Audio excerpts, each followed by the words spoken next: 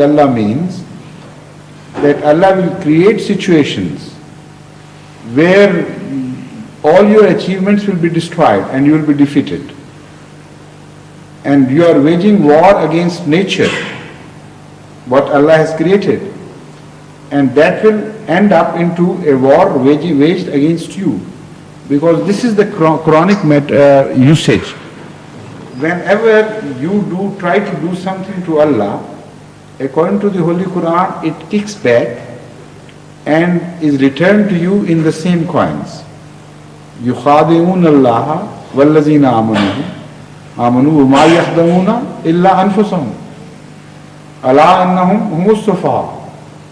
So all they do to Allah and His followers is stand back exactly in the same form. So when it is said, be prepared for a war with Allah, that means a war will be the outcome.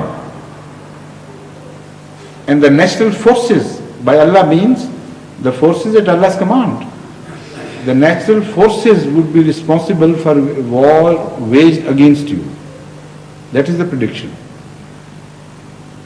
And Hazrat Muslim Maud, in some of his books, I don't remember the name, has also clearly laid down that the banking system is the one single factor most important leading to world wars. So unless that financial system is rectified, you cannot talk of peace.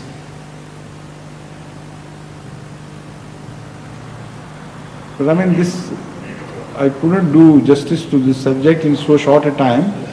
It's a very wide subject, and during my answer, other things kept cropping up, that this should also be attended. There are so many factors to this question which should be treated independently, in fact.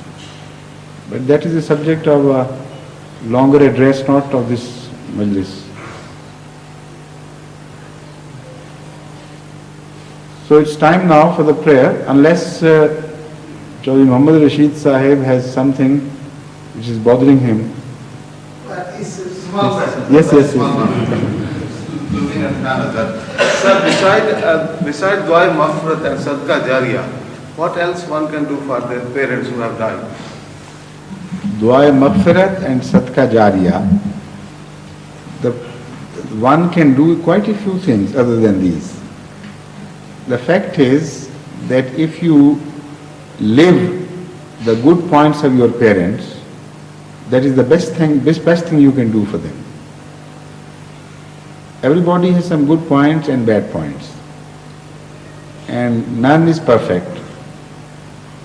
Apart from the prophets, leave them alone, they are comparatively perfect. But leave the bad points of your parents alone and take up the good points. This is the best service you can do to your parents. And if you do that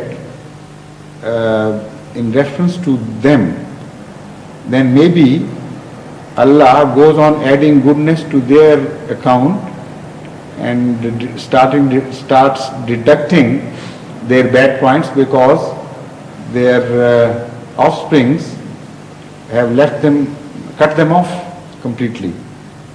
So it would be a very effective silent prayer for your parents.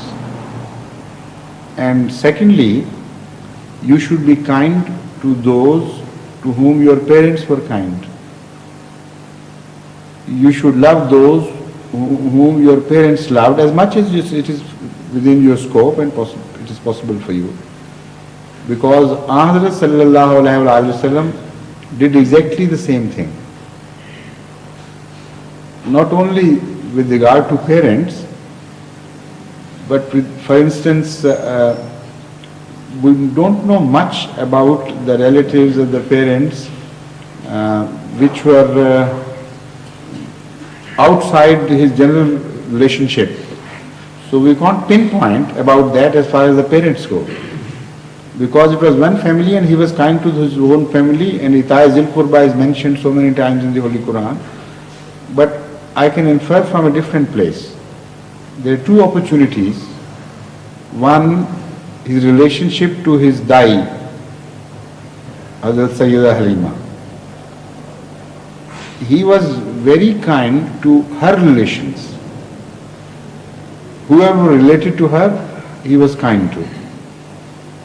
And similarly to Hazrat Khadija's sister and relatives and those who were friends, Hazur Sallallahu Alaihi Wasallam never forgot them and was very kind to them.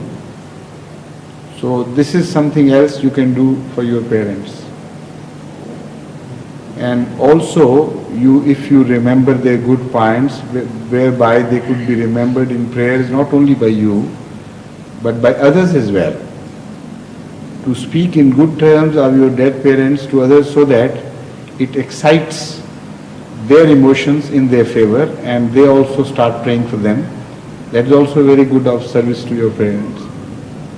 So offhand I can tell you these three means of paying back what you received from your parents. Now the azan please.